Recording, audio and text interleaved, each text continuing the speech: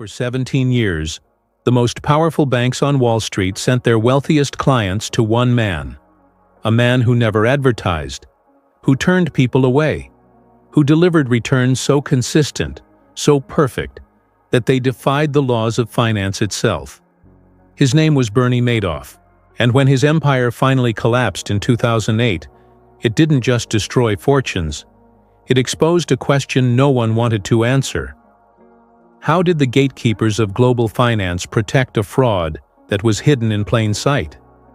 This isn't a story about one man's greed. It's a story about a system that chose not to see. Welcome to the Wealth Timeline, the channel that exposes how money and ambition forged the world's greatest empires and downfalls. Today, we're diving into the mechanics of the largest Ponzi scheme in history, and the uncomfortable truth about who really let it happen. December 11, 2008. The global financial system is in freefall. Lehman Brothers has collapsed. AIG is on life support. Trillions of dollars have evaporated overnight. But in a luxury Manhattan penthouse, Bernie Madoff is about to confess to something far worse. He tells his sons the truth. There is no money left. The investment firm that managed $65 billion for celebrities, charities, and European aristocrats? It was a lie. Every statement, every return, every promise, fabricated. But here's what makes this different from every other financial fraud in history. Bernie Madoff didn't operate in the shadows. He was the chairman of NASDAQ, a trusted advisor to the SEC, a pillar of Wall Street respectability.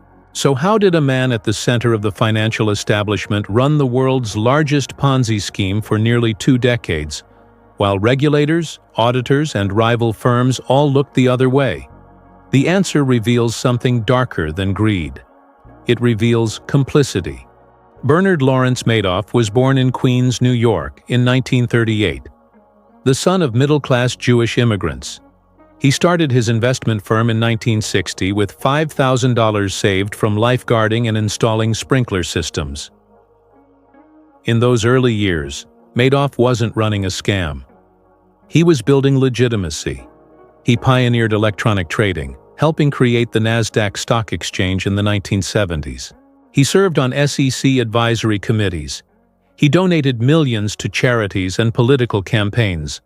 By the 1980s, Madoff's firm had become one of the most respected market makers on Wall Street. But somewhere along the way, something changed. Madoff launched a private investment division, an exclusive wealth management service that operated separately from his legitimate trading business. And this is where the fraud began. The strategy was deceptively simple.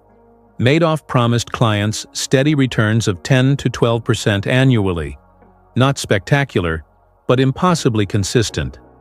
He claimed to use a split-strike conversion strategy, buying blue-chip stocks and hedging them with options to minimize risk. On paper, it sounded sophisticated, technical, bulletproof. In reality, he wasn't investing a single dollar. Every monthly statement was fiction. Every gain, fabricated in Excel. The money from new investors was used to pay off old ones.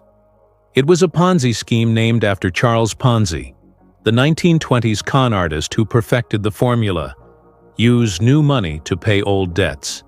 Keep the illusion alive. Grow until you can't. But Madoff had one advantage Ponzi never did: access. The empire of trust. What made Madoff's scheme different wasn't the mechanics. It was the network. He didn't prey on the desperate. He targeted the elite: Hollywood directors, hedge fund billionaires, Nobel Prize winners, Steven Spielberg, Kevin Bacon, Elie Wiesel's Foundation for Holocaust Survivors, but more importantly, feeder funds. These were exclusive investment firms that pooled money from ultra-wealthy clients and handed it directly to Madoff. No questions asked. Firms like Fairfield Greenwich and Ascot Partners collected billions and sent them straight into Madoff's accounts, earning massive fees in return. Why? Because Madoff's returns were too perfect to ignore. While the market crashed in 2000 and 2001, Madoff's clients saw steady gains. While rivals posted losses during the 2008 crisis, Madoff's funds stayed green. It defied logic. It defied mathematics. And Wall Street knew it. Rival hedge fund manager Harry Markopolos spent 9 years trying to reverse engineer Madoff's strategy. He couldn't. In 2000, Markopolos submitted a report to the SEC titled, "The World's Largest Hedge Fund is a Fraud." He proved, mathematically, that Madoff's returns were impossible. The SEC ignored him. They investigated Madoff 5 times between 1992 and 2008. Each time, they found nothing. Why? Because Madoff wasn't just a con artist. He was one of them. He sat on the same panels, attended the same galas, donated to the same causes. And in the world of elite finance, trust isn't earned through transparency. It's inherited through proximity. But this empire of confidence was built on a foundation of air. And when the ground beneath it finally gave way, the collapse was biblical. The unraveling. By late 2008, the global economy was in cardiac arrest. Lehman Brothers had imploded. Bear Stearns had been sold for scraps. Credit markets were frozen. And for the first time in decades, Madoff's clients wanted their money back. Not to cash out gains, just to cover losses elsewhere. It was a slow bleed at first. A few million here, a few million there. But then it became a flood. In November 2008, clients requested $7 billion in redemptions. Madoff didn't have $7 billion, he didn't have $7 million, the account that was supposed to hold $65 billion in assets? It held $234 million. For 17 years, Madoff had been running a shell game, moving money in circles, fabricating statements, and hoping no one would ask to see the actual holdings. Now everyone was asking at once. On December 10, 2008, Madoff told his sons the truth. It's all just one big lie. The next day, FBI agents arrested him in his penthouse. His lawyer later said Madoff seemed relieved. The house of cards hadn't just collapsed, it had vaporized. The reckoning. The final damage? $64.8 billion in reported account balances, erased overnight. But the real losses, the actual cash investors had given Madoff over the years, totaled around $17.5 billion. Charities folded. Retirees lost their life savings. Elie Wiesel's foundation, dedicated to Holocaust education, lost $15.2 million. Madoff was sentenced to 150 years in prison. He died behind bars in 2021 at age 82. But his arrest didn't just destroy individual fortunes, it shattered the myth of Wall Street invincibility. Because the real scandal wasn't that Madoff ran a Ponzi scheme, it was that everyone knew something was wrong, and no one stopped it. Harry Markopolos had handed the SEC a roadmap to the fraud. Rival analysts had published reports questioning Madoff's returns. Even Madoff's own auditor, a 3-person accounting firm operating out of a strip mall, should have raised red flags. But the gatekeepers of global finance, the regulators, the auditors, the feeder funds, all had one thing in common. They benefited from not looking too closely. The SEC didn't want to admit they'd missed the biggest fraud in history. The feeder funds didn't want to kill the golden goose that earned them millions in fees. And Madoff's clients? They didn't ask questions because they didn't want to know the answers. In the world of elite finance, willful ignorance isn't a bug. It's a feature. You might think the Madoff scandal reformed Wall Street. It didn't. In 2022, Sam Bankman-Fried, the 30-year-old founder of cryptocurrency exchange FTX, collapsed in a scandal eerily similar to Madoff's.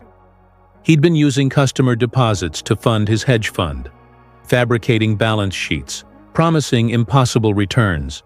And just like Madoff, he was celebrated as a genius, until the money ran out.